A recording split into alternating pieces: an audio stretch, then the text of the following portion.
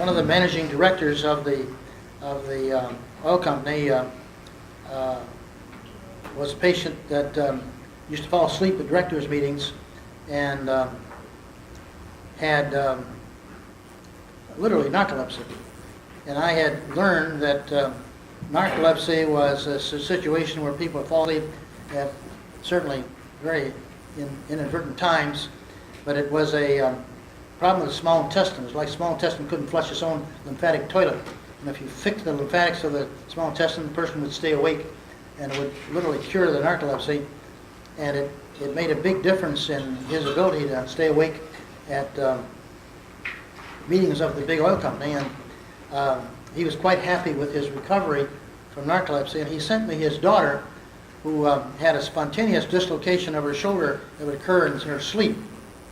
And she was scheduled for surgery on a Thursday perhaps, and he begged me and implored me, and he told me he was on the board of directors of a particular bank that I was trying to get a loan with to buy a couple of condominiums up north in Michigan.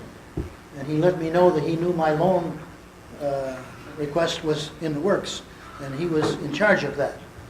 And he kind of let me know that if I took care of his daughter, as he asked, he might look favorably upon the loan. But he did it very nicely, you know. But I understood what he was saying.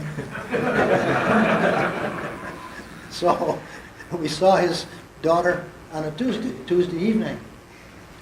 And the thing, her history was that she'd be asleep, and she was an athletic person, did a lot of sports, and but hadn't had any injuries, any accidents, but spontaneously in her sleep, 2 or 3 o'clock in the morning, her shoulder would dislocate. She'd wake up screaming and hollering. It would be subglenoid in character, and have to go to the hospital, and they'd have to stick the guy's foot in the thing and push it out and pop it back in, and she'd have to wear a sling for a long time, and then it would recover again. It would happen over again. She was going to have remedial surgery for it. And her father didn't want her to have it. And I said, does it always happen at the same time? I knew that acupuncture circuits occurred at a certain time. She says, no, it's not always the same time. Sometimes 2 o'clock or 4 o'clock, sometimes 6 o'clock, but it's always early in the morning. That's when I'm most relaxed. I said, do you know what position you're in when it takes place? And she said, well, I'm sort of like this.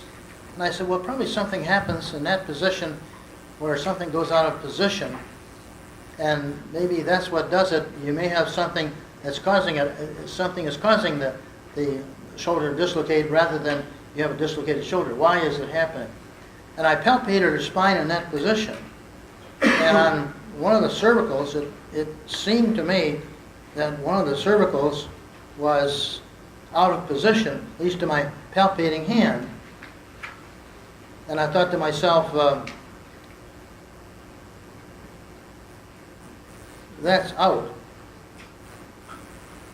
And I wonder what I would do if that was out. And I said, well, I would put it back. And I said, well, maybe that's how she does it. Now she position like that, and maybe that goes out, then wouldn't it be reasonable to put that back? And I decided to just try a little bit. So I said, get in that position, and I pressed on it, not adjusting, I just pressed on it, and she dislocated. Started screaming and hollering. It's about 9:30 at night, and I got her over on her back, and I stuck my foot in her axilla, and I ranked on her arm and pulled her humerus back out of the glenoid, got it back in, and I said, oh, boy, that's something. And then I said, if pushing it like that to correct it made it happen, I wonder why it did that. And I got the idea that I certainly didn't make a correction, and I got the idea that when I pushed on it, the body pushed back.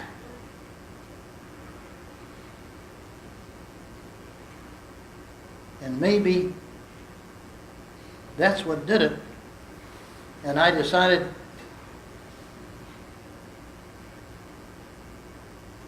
instead of pushing on it, I decided to go to the other side and push it. And nothing happened on the other side when I pushed it. Then I decided to take my fate in my hands, and I adjusted in a direction that produced the weakness, that produced the dislocation. And it didn't. Then I had her get in the same position again, and I pushed on it every way I could. It wouldn't dislocate. She didn't have the surgery. She went to a very good recovery. I still hear from her once in a while.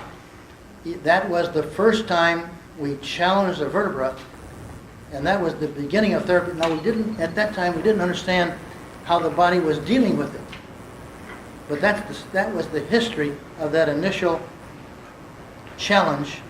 Now, not so long after that, and I think therapy localization came around after. If we had had therapy localization, we maybe would have known a little bit more. But that's how it happened. And adjusting in the direction that produces weakness is the standard for challenging a vertebra. And that's how we found it. Because the challenge actually dislocated her, and the adjustment stopped it. It's like what research is. Szent-Györgyi, the Hungarian that discovered vitamin C in 1935 in red peppers. Szent-Györgyi said, research is to see what everyone else has seen, but to think something that no one else has thought. And that's what it is.